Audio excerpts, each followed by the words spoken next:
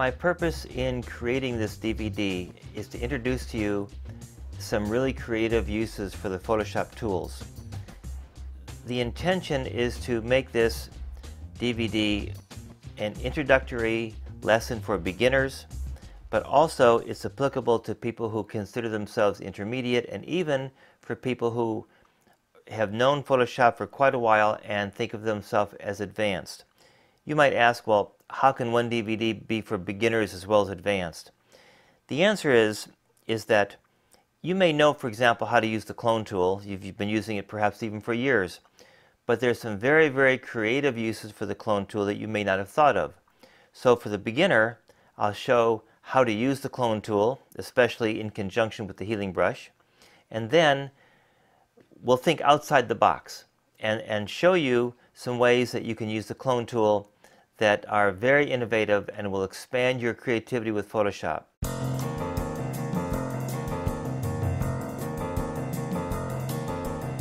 Before I begin talking about the tools, I want to mention something that I think is really important.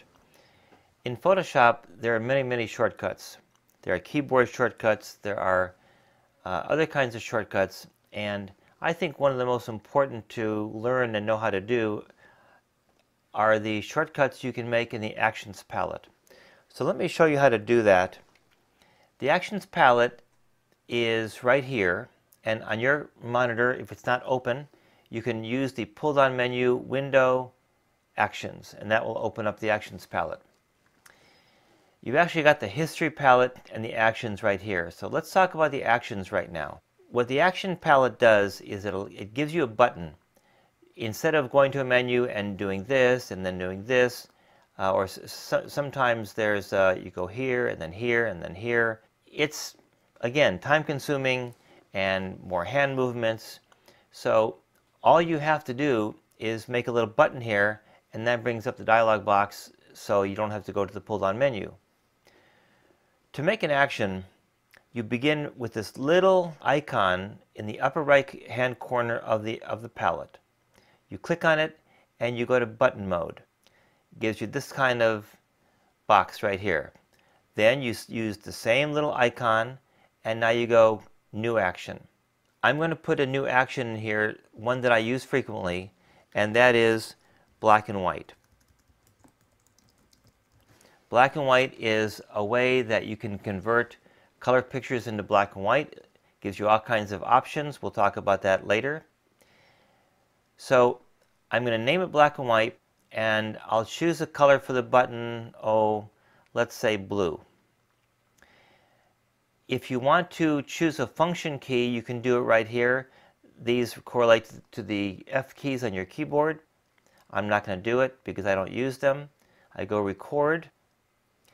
Now the next thing you do is you go with the same little icon and you choose Insert Menu Item. When you type in black and white or any of the other actions that you use all the time, that puts the name of the action on the button, but it doesn't tell Photoshop what you're doing or what you want. Now with Insert Menu Item, you're telling Photoshop exactly what the command should be connected to. So I'm going to go Image, Adjustments, black and white, right there. I click OK, and then I go with the same little icon, Stop Recording. If I don't do Stop Recording and I keep choosing actions, Photoshop will do them sequentially. So if you typically use 2 or 3 actions at one time, you could just keep doing them and then go Stop Recording.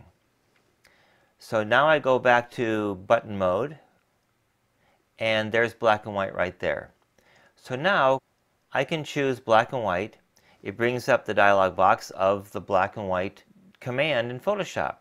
Okay, that's how we make actions, and I'm sure that you'll find it extremely useful.